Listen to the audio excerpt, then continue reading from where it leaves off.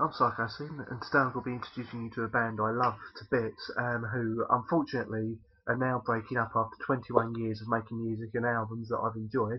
The band is Cathedral. It's going to be a bit of a short introduction to sort of each album and their career, as best as I can. So I'm going to miss a few things out.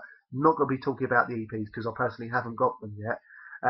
So this is basically an introduction to hopefully get you into the band, get you to check them out. The reason I'm doing this is because they have announced that after 21 years they're now going to be breaking up. So without further ado, here we go. Cathedral are the band that Lee Dorian, originally the second recorded singer for Napalm Death and the vocalist for the second half of their classic debut album called Scum, formed after leaving Napalm Death in 1988 after they released the Mentally Murdered EP. He left Napalm Death due to being sick of the punk scene and not enjoying the death metal direction that Napalm were headed in at the time. In 1989 he formed Cathedral and another piece of metal history was born. Cathedral couldn't be more different from Napalm if they tried. This was metal in the classic Black Sabbath model, slow, heavy, and full of dread and lyrics that could range from songs about life to songs about witch burning and of course the Garden of Eden. The band started when they released their debut album Forest of Equilibrium back in 1991 through Earache Records. This was a massive change of pace from all the death metal bands exploding at the time and was all about the riffs. This has become a stone cold classic album and I recommend everyone goes out and checks it out. In 1992, in a bizarre twist, Cathedral were picked up from Earache Records' roster of bands along with Carcass and some others and had an album released on major label Columbia Records.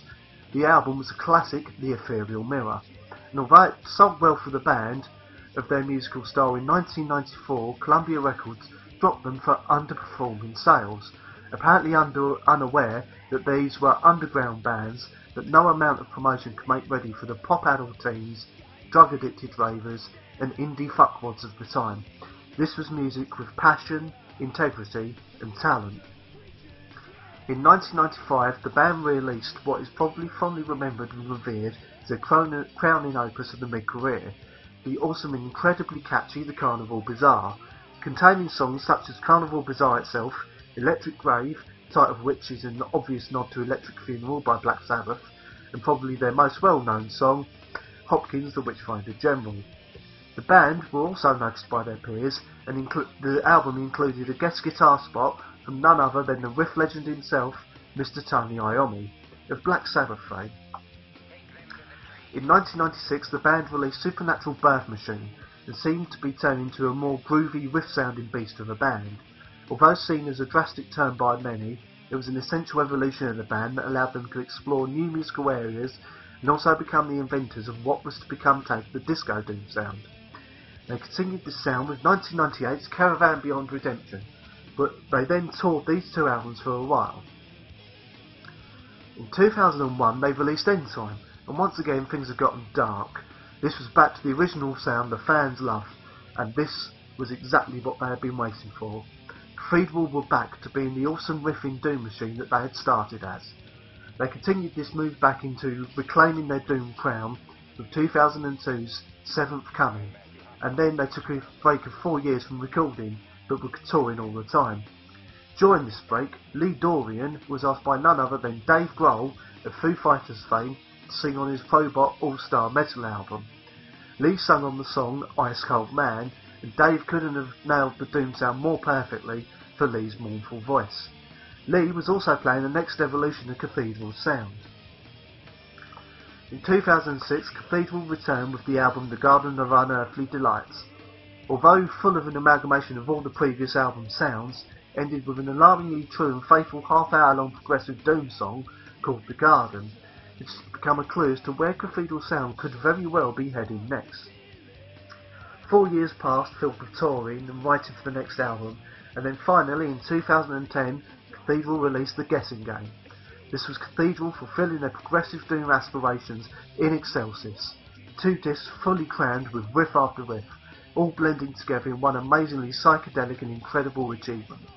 It even featured a song called Requiem for the Voiceless, which was a disturbing song written from the eyes of a cow being sent to slaughter, and this was the first time that Lee had ever directly done a song about his vegetarian beliefs.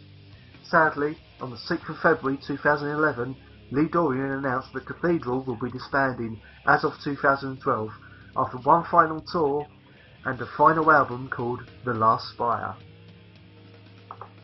The first thing that might strike you about the Cathedral album as well, or another thing I should say, is the artwork. And this was done by a UK guy called Dave Patchett, a UK artist. He done the artwork for every Cathedral album, and on the CDs you only actually see a small part of it. Once you open it and get the booklet out, you can fold it out to these giant sort of amazing pieces of art. And how they were found was Lee Dorian basically was walking along where he lives, along town, and he saw this advert for an exhibition that was going on. And there were paintings of Dave Patchett outside, so he went in, he ended up talking to the guy and asking him if he would, you know, do these album artworks for them. Of course, he said yes, and again we got these psychedelic sort of images from Dave Patchett.